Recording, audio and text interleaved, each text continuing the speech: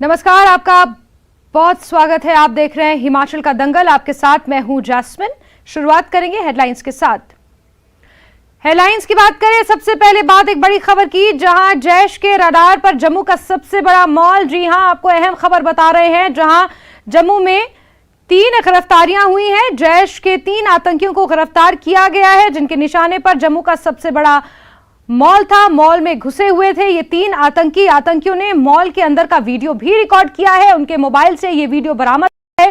Police इस पूरे मामले की जांच कर रही है और इसी के साथ ये बड़ा सवाल खड़ा होता है कि क्या इस वीडियो को सीमा के पार भेजा जा रहा था? क्या किसी बड़े हमले की फिराक में ये तमाम आतंकी थे? तो बड़ी खबर आपको बता दें, जहां जैश के 3 आतंकियों की गिरफ्तारी हुई है। जब उनकी छानबीन की गई, उनके मोबाइल को तलाशा गया, तो जम्मू कश्मीर का सबसे बड़ा मॉल की वीडियो उनके फोन से बरामद हुआ है। और हमारे सहयोगी इसी खबर पर राजेंद्र टिक्कू ज्यादा जानकारियों के साथ जुड़ चुके हैं।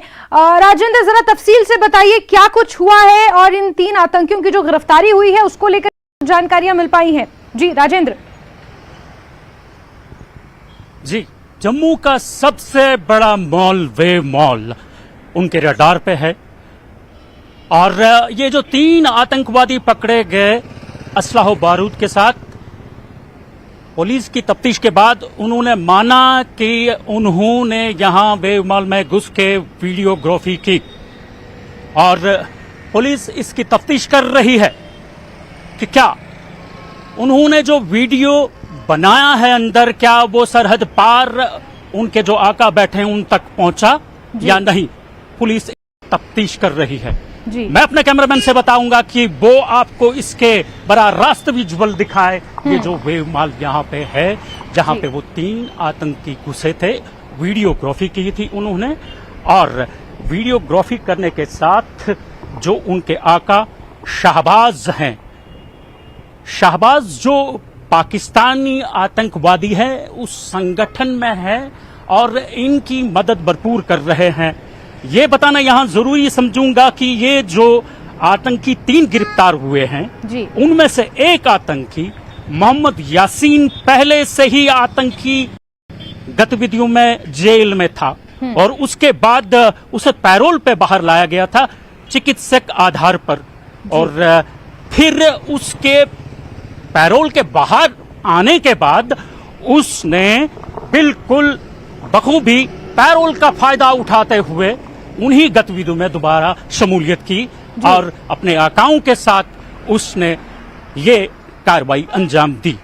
जी, साथ ही राजेंद्र, जिस तरीके की आज ये घटना सामने आई है, इसमें कोई दो राय नहीं है कि एक बड़ी साजिश को यहाँ पर नाकाम किया गया है। लेकिन इसी के साथ एक बड़ा सवाल ये खड़ा है कि जब समय समय पर आतंकियों को धर दबोचा जा रहा है, समय समय पर उनकी गिरफ्तारियां हो रही हैं, एनकाउंटर हो रहे हैं, उसके बावजूद भी इस तरीके की नापाक हरकतों पर लगाम क्यों नहीं लग पा रही है?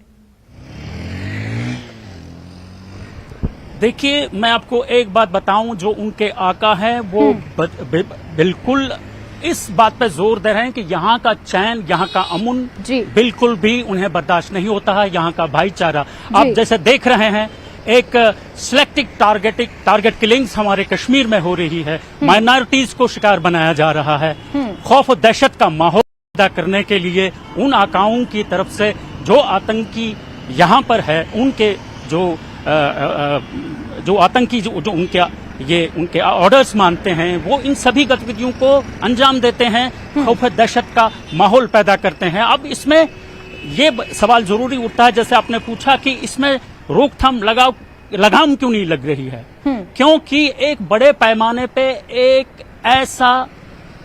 षड्यंत्र रचाया जा रहा है कि यहाँ के अमन, यहाँ के चैन, यहाँ के भाईचारे को एक नुकसान पहुंचे, अमन ना हो, चैन ना हो और यहाँ की अखंडता को चैलेंज किया जा रहा है। लेकिन ये बताना जरूरी समझूंगा, यहाँ के हिंदू, यहाँ के मुसलमान, यहाँ के सिख आपसी रवादारी और भाईचारे के साथ इन सब चीजों का मुकाबला करते आ रहे हैं और करते रहेंगे। जी, साथ ही राजेंद्र, एक सवाल और यहाँ पर अहम हो जाता है कि जिस तरीके से 2019 में जब धारा 370 हटी, उसके बाद से जो हमने आंकड़े देखे हैं उसमें आतंकी गतिविधियों में गिरावट आई है।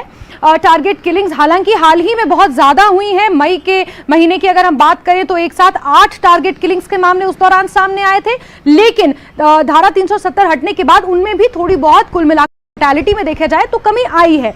लेकिन फिर भी क्या हम ये कहें कि आतंकवादियों की ये बौखलाहट है कि जम्मू कश्मीर में जो अमन चैन का माहौल इस वक्त बनाने की कोशिश की जा रही है, जिस तरीके के केंद्र सरकार की योजनाएं वहां पर लाई जा रही हैं, बैक टू विलेज प्रोग्राम्स वहां पर चलाए जा रहे हैं, जनता की सहूलत के लिए तमाम प्रोग्राम्स वहां पर चलाए जा रहे हैं, जम्मू कश्मीर की जो बदलती हुई तस्वीर है वो आतंकवादियों से और पाकिस्तान से देखी नहीं जा रही। इस वजह से इस तरीके की हरकतों को बार बार अंजाम दिया जा रहा है। राजेंद्र,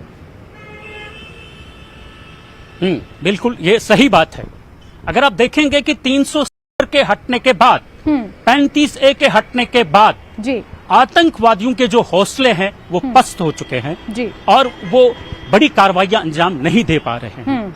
अगर आप देखें इसमें सिक्योरिटी फोर्सेस और बाकी जो फोर्सेस हमारी सिक्योरिटी के लिए लगे हैं, इसके लिए लगे हैं, वो बिल्कुल इसका खास ध्यान रखे हैं कि कोई अनटोवर्ड इंसिडेंट ना हो जिससे यहाँ के चैन और अमन को नुकसान पहुंचे या ठेस पहुंचे। रही बात जो सिलेक्टेड टारगेट किलिंग्स है, वो उनके जो आका है वहां से कुछ एक खास तबके को उन्होंने अपने हाथ में लिया है, जिनके जरिए छोटी पिस्टल के साथ वो फायर करते हैं। कोई माइनॉरिटी किलिंग करते हैं, कोई बाग में बैठा है या कोई कुर्सी पे बैठा है उसको हला कर लेते हैं। ये अपना दबदबा बनाने के लिए, अपना नाम रखने के लिए, ये कि हम हैं, ये बताया जा रहा है कि हम अभी यहीं हैं, जैसा कि कुछ ऐसा है नहीं जी। आतंकवादी गतिविधियों में काफी कमी आई है। और रही बात सरकार की ने जो इनिशिएटिव्स लिए हैं यहाँ पे, बैक टू विलेज या बाकी जो कार्यक्रम है यहाँ पे जो मोदी गवर्नमेंट ने लिए हैं लोगों को फायदा पहुंचाने के लिए, लोग उसकी बराबर तारीफ कर रहे हैं और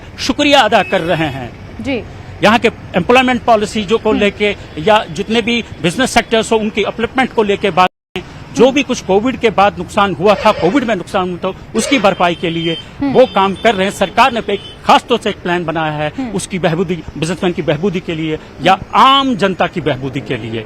लोग बड़े खुश हैं, तारीफ कर रहे हैं सभी पॉलिसियों की। 35A और 370 हटने के बाद यहाँ रियासत में खुशहाली है, चैन है, अमन है और लोग आपस में जी बिल्कुल इसमें कोई दो राय नहीं है कि जम्मू कश्मीर की जो तस्वीर है वो पीछे अगर हम कुछ सालों में देखें और अब अगर उसे हम कंपेयर करें तो बहुत ज्यादा तब्दीलियां आई हैं, बहुत ज्यादा माहौल में बदलाव हुआ है। जो फ्रीडम इस वक्त लोग वहां महसूस करते हैं, शायद वो आज से 10 साल पहले जम्मू कश्मीर के लोग, जम्मू कश्मीर का जो यूथ है वो उस तरीके से फील शायद ना करता हो।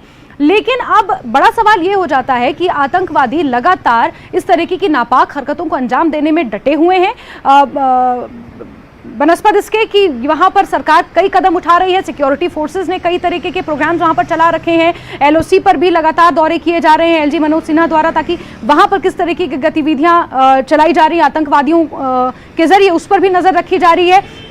साथ ही एक बड़ा सवाल राजेंद्र यहाँ पर यह खड़ा होता है कि बार बार इस तरीके की हरकतें करके, इस तरीके की खबरें फैलाकर रेडिकलाइजेशन तो पहले जिस लेवल पर होती थी, हालांकि उस लेवल पर नहीं हो रही है, लेकिन आतंकवादी करने की कोशिश वहां पर कर रहे हैं। तो लोगों के मन से डर का माहौल खत्म हो, जम्मू कश्मीर का आवाम चैन से रहे, जम्मू कश्मीर का यूथ आगे बढ़े, अपने फ्यूचर के बारे में सोचे, इस तरीके की जो ये डेवलपमेंट्स हो रही हैं, आतंकवादी इस चीज से बौखलाए हुए हैं, इसीलिए बार बार पकड़े जाने के बावजूद भी इस तरीके की हरकतों को वो अंजाम दे रहे हैं। बिल्कुल सही है आपने जो कहा कि बॉर्डर एरियाज में या दूर दराज इलाकों में जो तरक्याती कामों को तरजीह दी गई है वो इनसे बर्दाश्त नहीं होता, हमारे पड़ोसी मुल्क से भी बर्दाश्त नहीं होता। इसीलिए आतंकी जो पे है यहाँ के जो छोटे नौजवान बच्चे हैं 14-15 साल के, उनको रेडिकलाइज करते हैं, जिनमें अभी तक वो मैच्योरिटी नहीं है कि वो इसको किस हिसाब से लेते हैं, ये गलत है या सही है। रेडिकलाइजेशन दूसरे तरीके से हो रही है, ये चीज है। लेकिन जहां तक ये बात है कि इनके जो वालिदैन हैं उनको बताया गया है कि वो सही तरीके से इनकी रहनुमाई करें, इन्हें तालीम दे कि कैसे देश के साथ जुटना है, कैसे तरक्की के साथ जुटना है, कैसे पढ़ाई करनी है, कॉलेज जाना है या एंट्रेंस एग्जामिनेशंस देने हैं, जिसकी सहूलियत सरकार ने मुयस्सर रखी है इनके लिए, वो चीज ज्यादा जरूरी है। ये चीज उन्हें बर्दाश्त नहीं होती है। तभी जाके यहाँ पे आए दिन आप देख लेते हैं कि हथियारों की खेपें पकड़ी जाती हैं या दूसरी कई ऐसी चीजें होती हैं जो नागुज़ीर है। बिल्कुल राजेंद्र, एक आखिरी सवाल आपसे लेना चाहेंगे। अब ये जो 3 आतंकी गिरफ्तार हुए हैं, जैश से इनका कनेक्शन बताया जा रहा है, मॉल की ये वीडियो बना रहे थे, इनकी गिरफ्तारी को लेकर किस तरह की जानकारी मिल पाई है? आगे किस तरीके की कार्रवाई इनको लेकर होगी अब? हाँ, पुलिस इसमें बिल्कुल अच्छे ढंग से तफ्तीश कर रही है। तो जानकारी यही है कि ये वीडियो अभी इस पे, ये जो वीडियो उन्होंने बनाई है, पुलिस इस पे अभी तफ्तीश कर रही है। गोया ये सरहद पार उस आतंकी के पास गई है या उन आकाओं के पास गई है या नहीं, इसकी तफ्तीश अभी हो रही है। मजीद जो तफ्तीश होनी है, जो हमें मौसूल होंगे इत्तलात, तो वो आपके साथ जरूर हम साझा करेंगे। बिल्कुल राजेंद्र, नजर आप बना के रखिए, दोबारा हम जुड़ेंगे आपसे, जानकारियां लेंगे। फिलहाल तमाम बातचीत के लिए, जानकारियां साझा करने के लिए आपका बहुत शुक्रिया राजेंद्र।